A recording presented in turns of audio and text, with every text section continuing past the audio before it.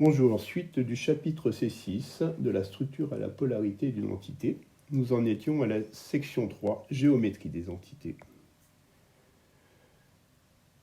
Alors nous disions que le schéma de Lewis rend compte de l'organisation des électrons de valence en doublés liants et non liants, mais ne renseigne nullement sur la géométrie des molécules. Pour ce faire, on va utiliser le modèle VSEPR.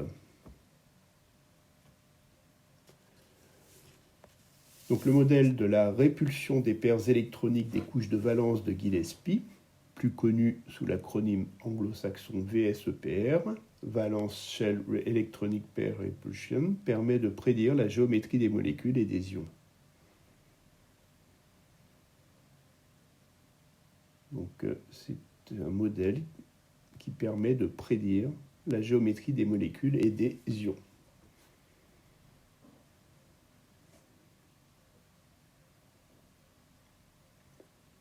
Autour d'un atome central, les doublés électroniques se repoussent et se disposent dans l'espace de façon à minimiser les répulsions électriques, ou électrostatiques d'ailleurs, c'est-à-dire à être le plus éloignés les uns des autres.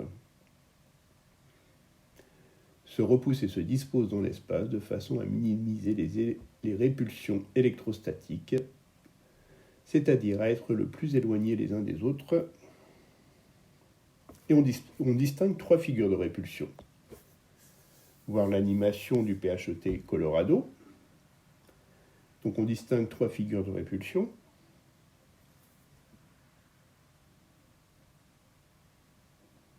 Alors je n'ai pas mis la représentation avec un seul doublé électronique. Je commence donc avec l'atome central et deux doublés électroniques. Donc n'oubliez pas qu'ils sont chargés négativement, et donc ils vont se repousser. Et donc, pour minimiser les répulsions électrostatiques, eh bien, c'est une figure de répulsion qui est linéaire. Lorsque j'ai trois doublés électroniques, la figure de répulsion est trigonale plane ou triangulaire plane. Et enfin, lorsque j'en ai quatre, eh bien, ces doublés électroniques se disposent dans l'espace de manière à pointer vers les sommets d'un tétraèdre.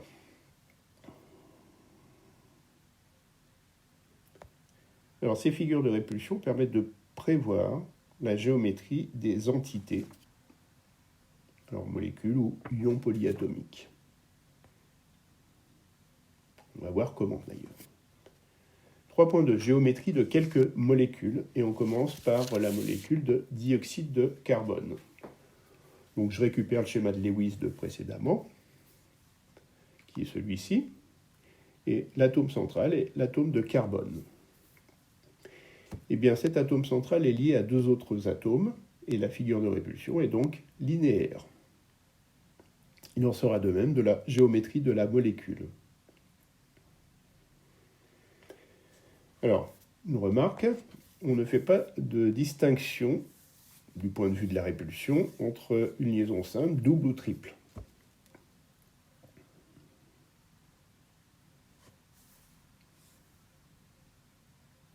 D'où la capture d'écran. Donc à gauche la géométrie et à droite la figure de répulsion.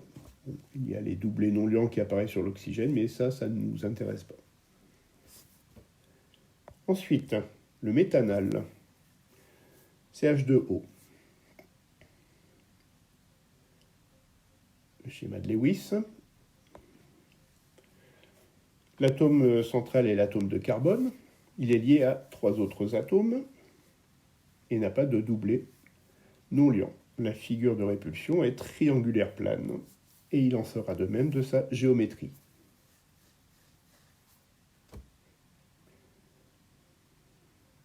Donc triangulaire plane, ça veut dire que le centre de tous les atomes liés sont contenus dans un même plan. La capture d'écran, qui est celle-ci. Normalement, vous devez avoir la même chose. Alors, trigonale plane ou triangulaire plane, c'est la même chose, mais on préfère triangulaire plane. En fait, c'est le carbone qui est trigonal. Le méthane maintenant. Méthane, CH4. schéma de Lewis, l'atome central, le carbone, est lié à 4 autres atomes.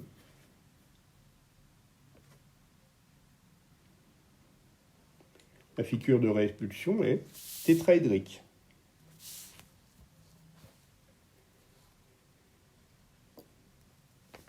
Donc un tétraèdre, c'est une pyramide à 4 faces triangulaires. Il en sera de même de la géométrie de la molécule. Et bien cette molécule sera tétraédrique. L'ammoniac, maintenant, la capture d'écran du méthane, donc géométrie de la molécule tétraédrique. L'ammoniac NH3, schéma de Lewis. L'atome central est l'azote, il est entouré de 3 atomes, il est lié à 3 atomes et possède un doublet non liant. La figure de répulsion autour de l'atome central est donc tétraédrique. La figure de répulsion autour de l'atome central, c'est-à-dire autour de l'azote, est donc tétraédrique. En revanche, la géométrie de la molécule n'est déterminée que par les 4 atomes.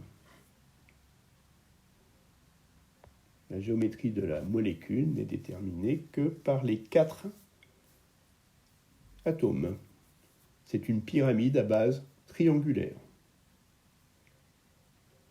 Donc, en fait, quand on regarde la géométrie de la molécule, on fait abstraction du doublet non liant. On peut aussi remarquer que chaque liaison NH pointe vers les sommets du tétraèdre, vers un sommet du tétraèdre chacun, et le doublet non liant vers l'autre sommet. On fait abstraction, donc on obtient une molécule dont la géométrie est pyramidale à base triangulaire. La molécule d'eau, H2O. Schéma de Lewis, celui-ci. L'atome central, c'est l'oxygène. Il est lié à 2 autres atomes et à 2 doublets et possède 2 doublets non liants. Sa figure de répulsion est donc tétraédrique. Maintenant, la géométrie de la molécule est définie par les 3 atomes, c'est-à-dire les 2 hydrogènes et l'oxygène, et elle est coudée. La géométrie de la molécule, définie par les 3 atomes, est coudée. Et donc c'est une molécule plane, puisque le centre des 3 atomes sont contenus dans un même plan.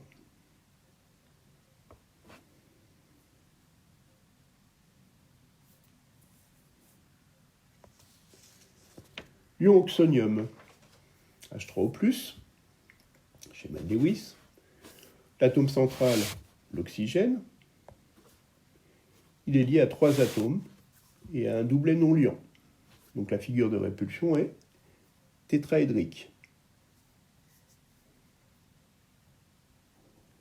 La géométrie, elle, est déterminée par les 4 atomes.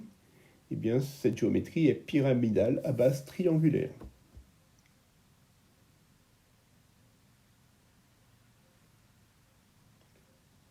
L'ion ammonium, NH4+,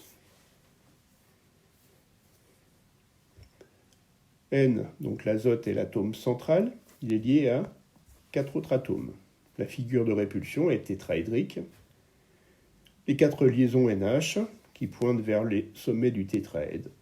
Donc la géométrie est tétraédrique. Les 4 liaisons NH pointent vers les sommets du tétraèdre, donc la géométrie est tétraédrique.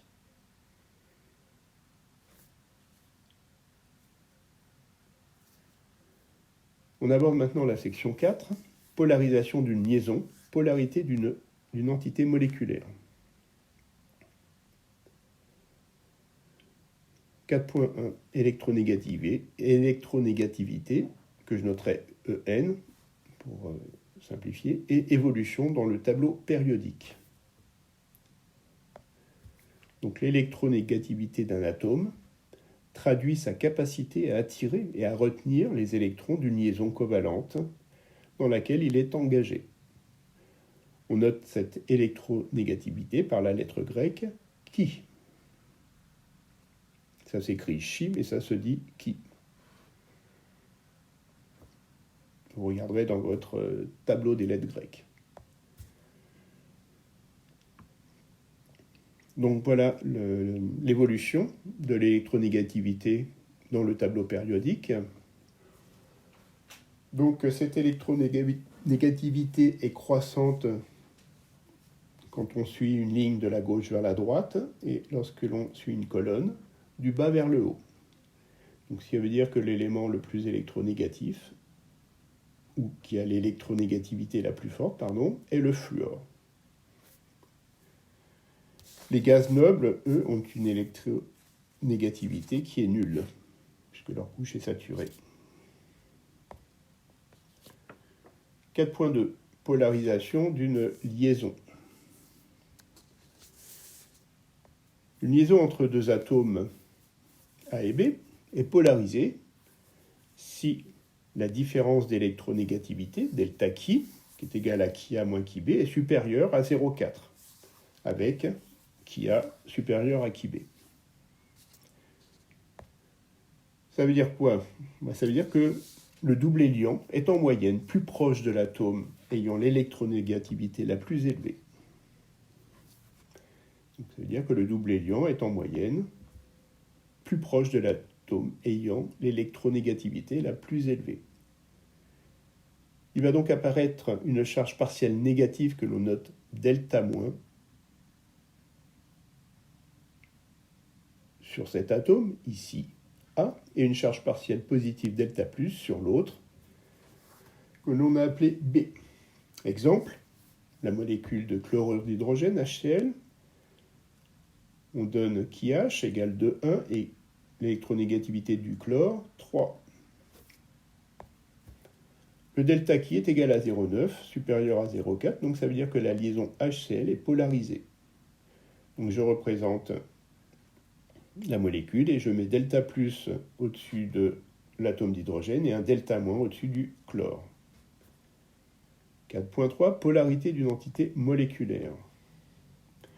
Une molécule contenant une seule liaison polarisée est obligatoirement polaire. On reprend l'exemple du méthanal que l'on a vu précédemment. Donc CH2O, le chi H est 2,1, chi C 2,5 et pour l'oxygène, le chi vaut 3,5. Donc ça veut dire que les liaisons CH ne sont pas polarisées, alors que la liaison CO, elle, est polarisée.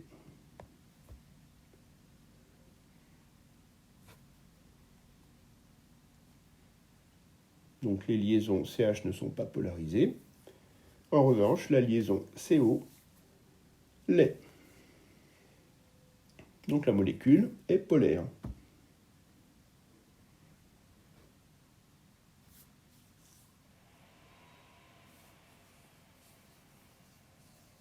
Donc on met un delta plus au-dessus du carbone et un delta moins au-dessus de l'oxygène.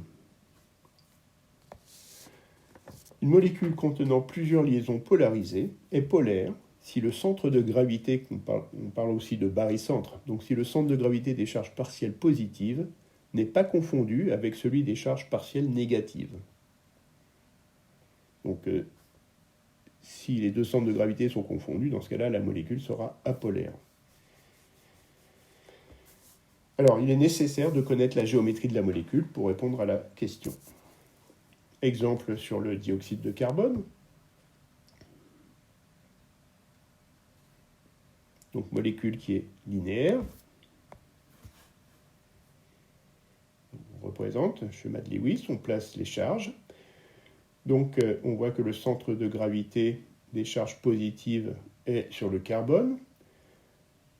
Chaque oxygène porte une charge partielle négative, notée delta-, et que quand je prends le centre de gravité, eh bien, je vais avoir le 2 delta- qui va être localisé en G', avec G' confondu avec G, situé sur le carbone. Donc la molécule de CO2, de dioxyde de carbone, est une molécule qui est apolaire.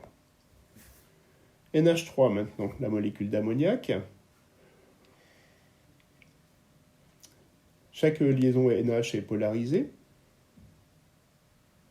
Donc j'aurai un delta plus sur chaque hydrogène, et donc, du coup, 3 delta moins localisés sur l'atome d'azote. Le centre de gravité des charges partielles négatives est localisé sur l'azote, alors que le centre de gravité des charges partielles positives est dans le plan qui contient les 3 atomes d'hydrogène, c'est-à-dire au centre de la base triangulaire et situé sous G'.